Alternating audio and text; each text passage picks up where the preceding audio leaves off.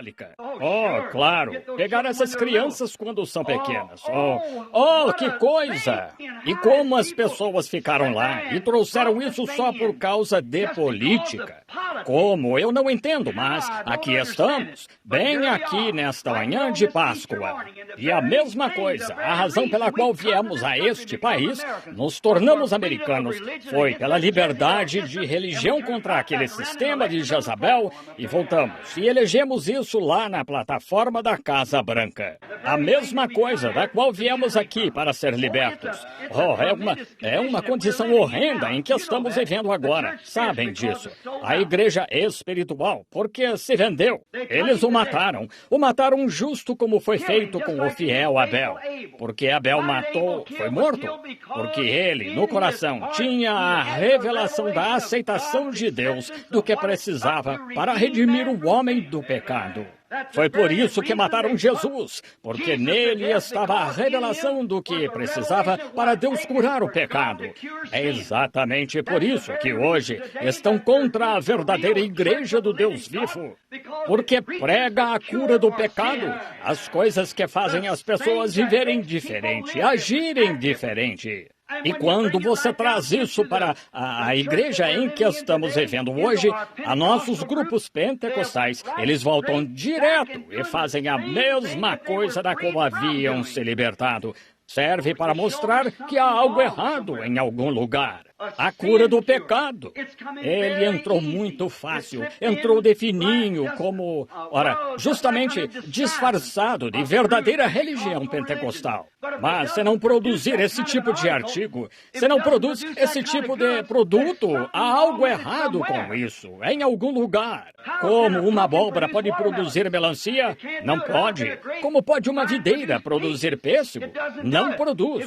Se está produzindo pêssego, há vida de pessegueiro em uma videira. E é isso o que sabemos hoje. Se a igreja, não importa o quanto professe ser a igreja do Deus vivo, se não está produzindo Deus pela salvação de antigamente, levando as pessoas de volta a uma verdadeira salvação de Deus, e aparece entre elas que Deus vive entre elas, então é o negócio errado. Não está produzindo a vida que Cristo disse que produziria. Cristo morreu no Calvário. Como ele foi até aquela cruz.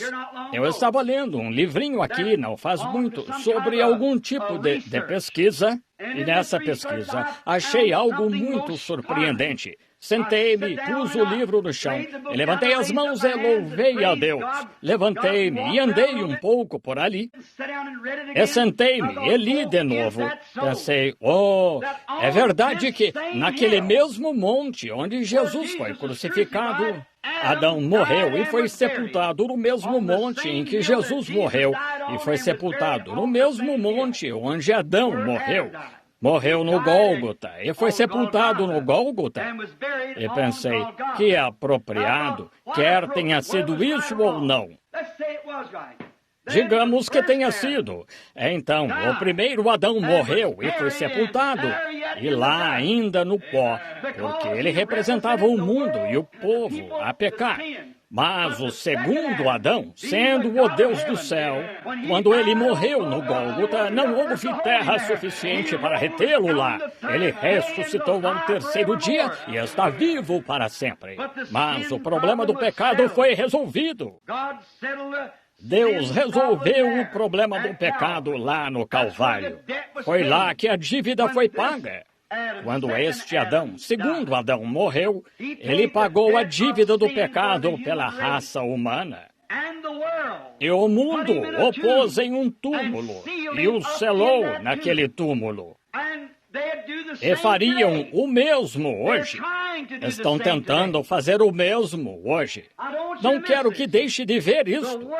O mundo está tentando, e sempre vai piorar, selar Cristo no túmulo outra vez. Estão tentando fazer dele um Deus histórico, um que andou em dias e deu poder aos discípulos para curar os enfermos e para expulsar demônios. Mas o que fizeram?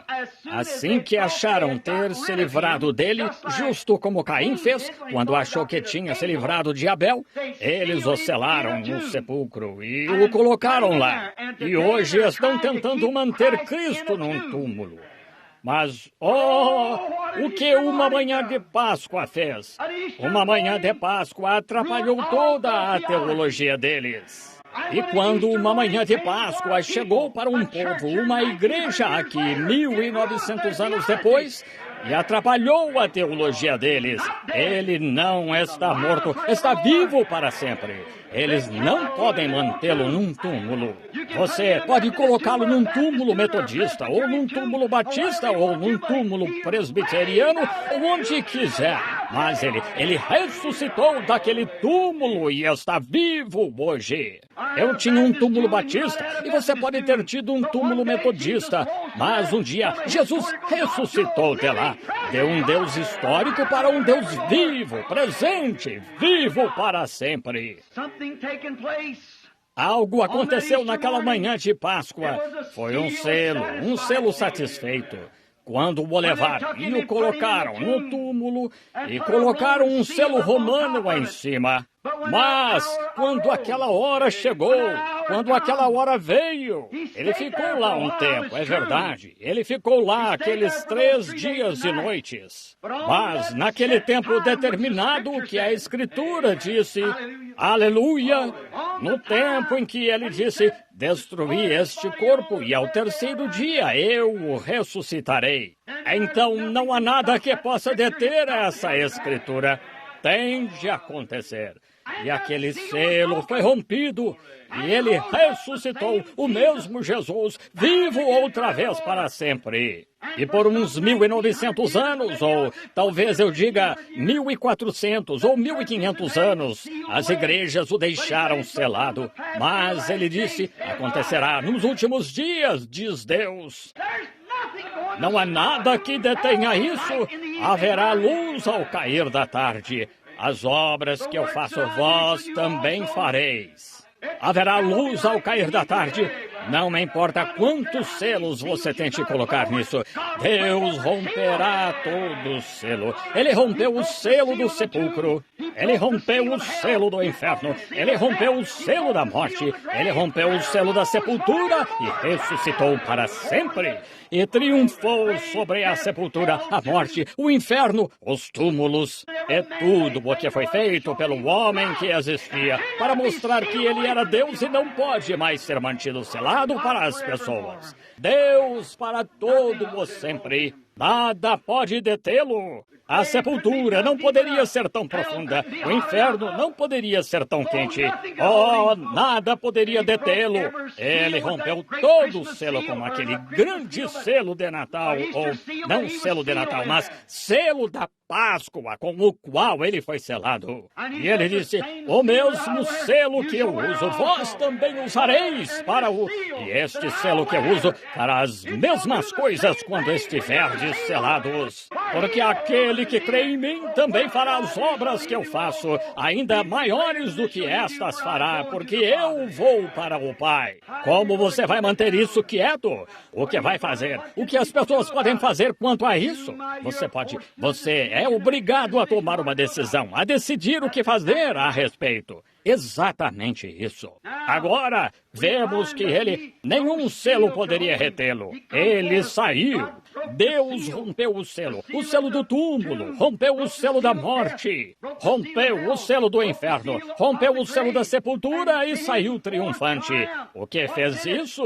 Aquele grande selo que estava dentro dele. Eles poderiam destruir o corpo, mas nunca poderiam destruir aquele selo. Deus deu à igreja um selo, então, que nunca poderia ser destruído. Quando destruíram Abel, ele levantou 7. Quando destruíam um profeta, outro era levantado. Continuaram destruindo, mas Deus lhes deu algo então que não podem destruir. É o Espírito sobrenatural, é o próprio Espírito Santo e é infalível e imperecível.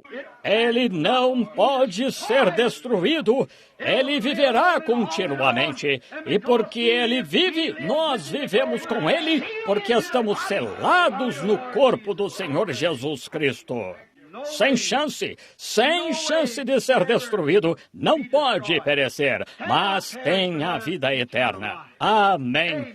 O grande rompimento daqueles selos por Deus. Ele também rompeu outro selo do qual quero falar aqui, encontrado em Êxodo.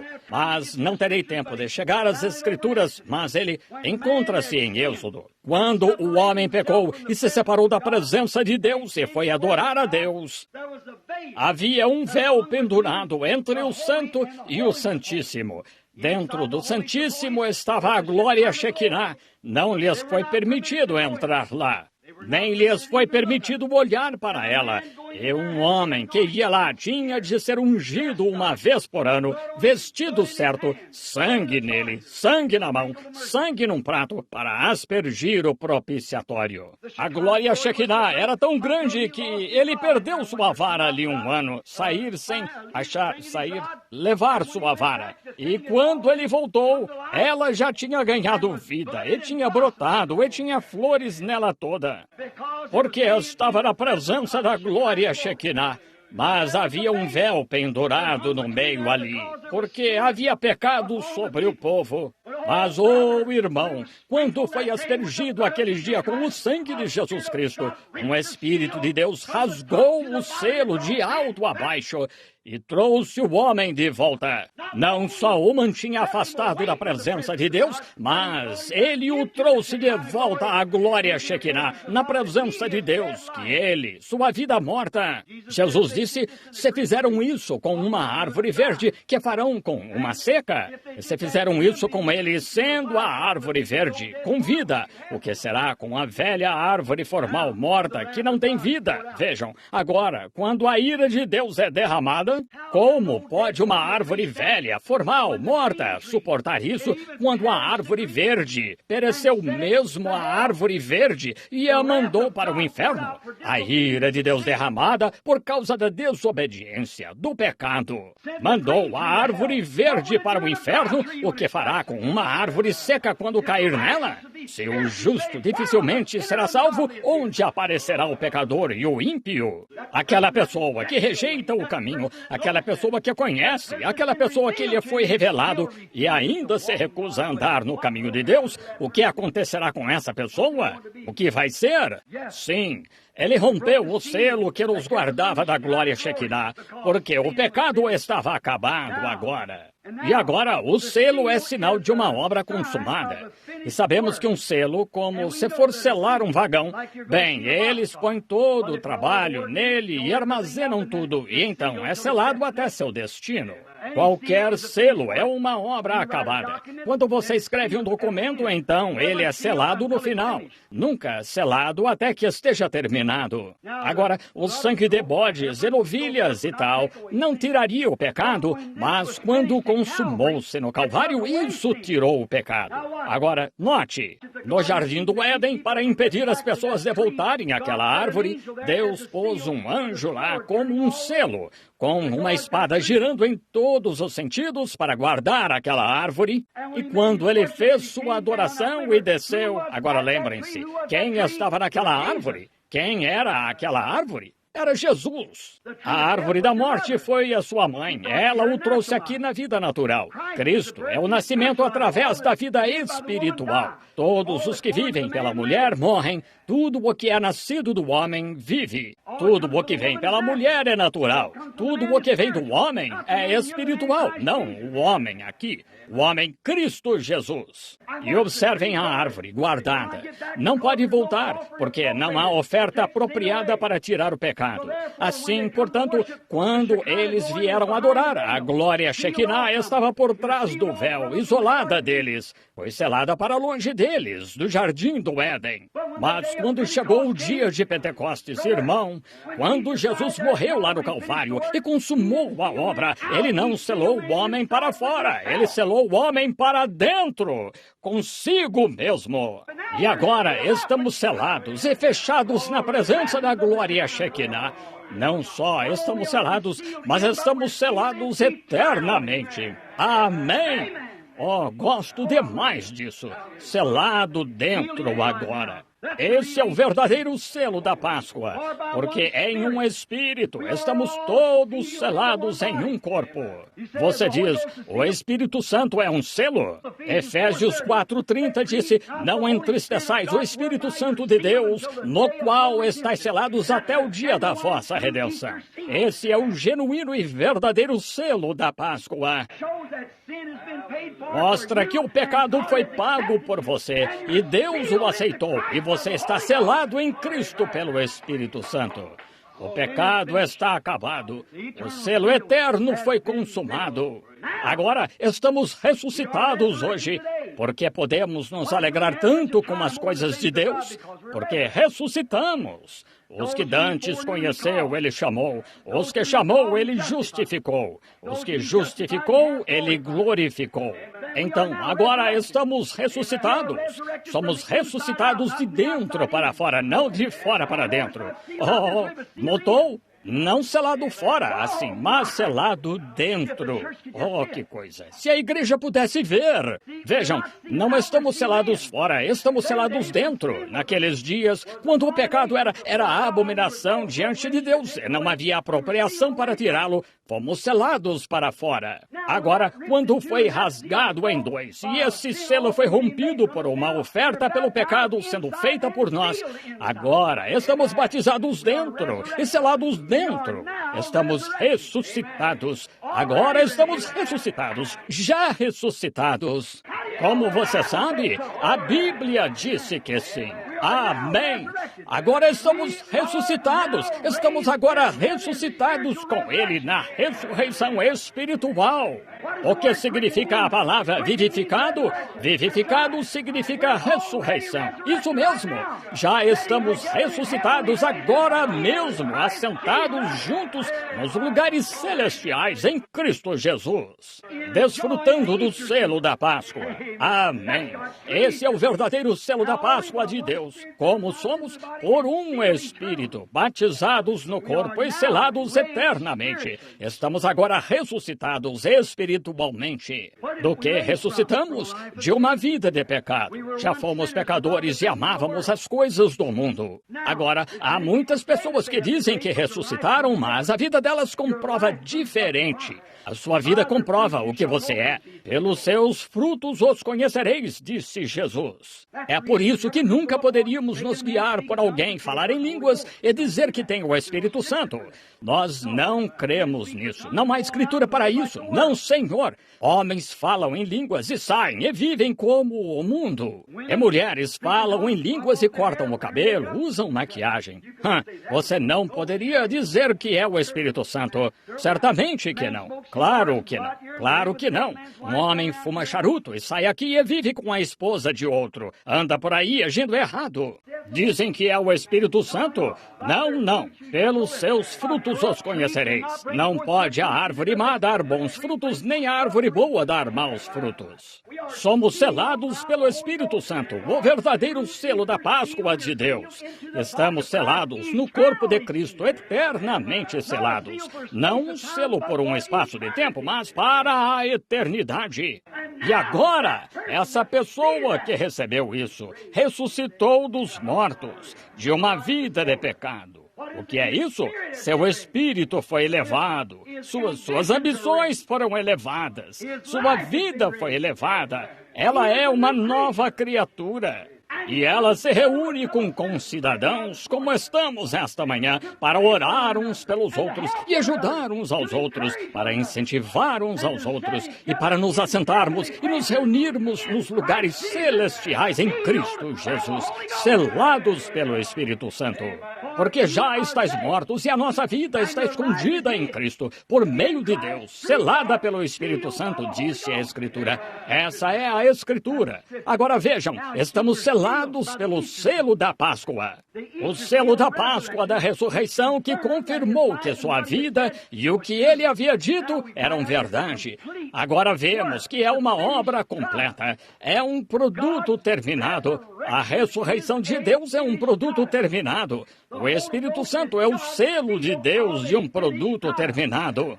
Agora, chegamos a Cristo. A primeira coisa que fazemos é que somos justificados crendo nele. Quando fazemos isso, então, percebemos que erramos, pedimos a Deus que nos santifique, que nos purifique de nossa vida de pecado. Martinho Lutero, justificação, a sua mensagem. Então veio Wesley com santificação. E então, quando tudo estiver completo e sua igreja estiver completa, qual é a próxima coisa? Uma obra consumada. Uma obra consumada é o selo de que a igreja foi completada. Como na pirâmide. Repare numa nota de $1. Já me referi a isso. Não sei se já fiz isso aqui no tabernáculo ou não. Reparem numa nota de $1. Chama-se o Grande Selo. Agora, como você poderia dizer que os Estados Unidos poderiam reconhecer que lá no Egito eles têm o Grande Selo e aqui está o selo dos Estados Unidos do outro lado, uma águia? Porque seriam obrigados a fazer disso um grande selo, o Grande Selo? Porque, se repararem logo atrás, acima da pirâmide, há um pequeno bloco. E esse pequeno bloco é a pedra angular. E essa pedra angular nunca foi colocada na pirâmide. É sem topo, se você já esteve lá. Pela graça de Deus, eu já. Assim, não há topo na pirâmide. O que é isso? Enoque a construiu antes do dilúvio. Foi um memorial. É por isso que nunca foi destruída durante o tempo do dilúvio. Não há nada que a destruiu, porque é um memorial. Agora, se repararem, bem embaixo, ela é larga. E então ela sobe estreitando-se um pouco mais em minoria. E então um pouco mais. E então chega à pedra angular. Essa é a era luterana. Justificação na igreja. Santificação. Então o batismo do Espírito Santo. Mas ao estreitar-se em direção ao topo, ela continua da era luterana, a era de Wesley, a era pentecostal, mas depois que deixa a era pentecostal, ainda se forma até que tem de chegar a tal ponto que todas aquelas pedras estejam tão trabalhadas que uma lâmina, elas pesam toneladas e toneladas lá em cima, como as levantaram, isso ainda é um mistério para o homem.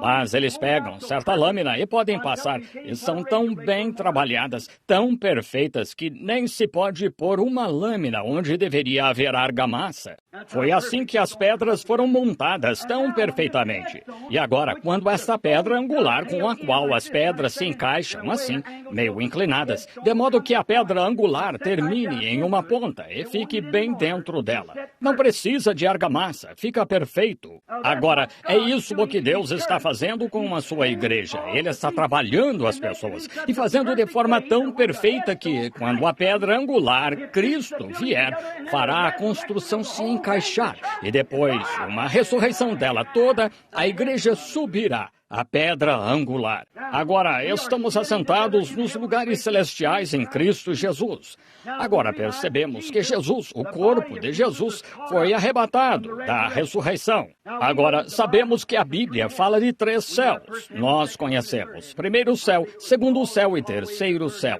Creio que foi Paulo que foi arrebatado ao terceiro céu e viu coisas que não lhe convinha falar delas. Agora, o primeiro céu é chamado, na Escritura, como as nuvens. Em outras palavras, embaixo, aqui no selo terrestre. Agora, quando aquela atmosfera de cima das nuvens desce entrando na igreja, esse é um lugar celestial. Então, o segundo céu é considerado o sistema solar e o terceiro céu vai além disso. Agora, aconteceu de pensarmos, notem isto, um minuto. Agora, Einstein provou por meio científico que se dois objetos estivessem se aproximando, como dois carros vindo pela estrada e se eles estivessem vindo rápido o suficiente, agora eles realmente teriam de estar indo rápido, como 1 bilhão de milhas por segundo.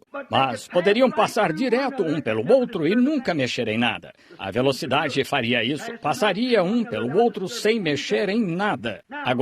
Agora, se notarem, eu estava aqui não faz muito tempo no Monte Palomar, na Califórnia, e estava reparando lá naquele telescópio que pode alcançar 120 milhões de anos de espaço-luz. Agora, imaginem, 120 milhões de anos de espaço-luz. Quantos quilômetros seriam para calcular, entendem? Mas ainda assim, o céu está a tantos bilhões e bilhões e bilhões de anos-luz, além disso, até que nem se imagina isso. Como chegaríamos lá? É a viagem. Será como a mente. É tão rápida, será mais rápida. Se você pudesse pensar no céu, seria o quão rápido você estaria lá. Jesus, depois que ressuscitou, atravessou as paredes, atravessou as portas e estava lá. E comeu peixe cozido e favo de mel. Aleluia! Velocidade. Tão logo a vida sair deste corpo, estaremos na presença de Deus além. Só conhecemos metros e centímetros, e metros e quilômetros e tal. Estamos neste sistema, ligados à Terra. Mas quando sairmos daqui, irmão, oh, que coisa, que momento! Run all sin and shame right above it. Oh, wonderful is my